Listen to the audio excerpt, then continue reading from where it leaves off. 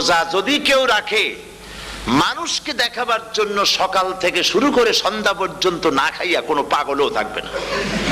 মানুষকে দেখাবার জন্য দাঁত টাত পরিষ্কার করে নিল আর দুপুরে ভাত খাই নিল, বউতেও টের পাইলো না। পারবে কিনা? পারবে। টয়লেটে গিয়ে খাই নিল, ভালো করে নিল, তাহলে সে তো রোজা রাখলো না। আল্লাহ পাক বলছেন আস-সাওমু লি, রোজা হচ্ছে আমার জন্য। যে রোজা রাখে আমার জন্যই রাখে, মানুষকে দেখাবার জন্য সারাদিন না খাইয়ে থাকার কোনো প্রশ্নই ওঠে না। সুবহানাল্লাহ। সুতরাং রোজা যে রাখলো সে আমার জন্যই রাখলো। ওয়া আনা আজজি বিহি, রোজার পুরস্কার আমি আমার হাত দিয়ে দেব। সুবহানাল্লাহ, আমার হাত দিয়ে দেব।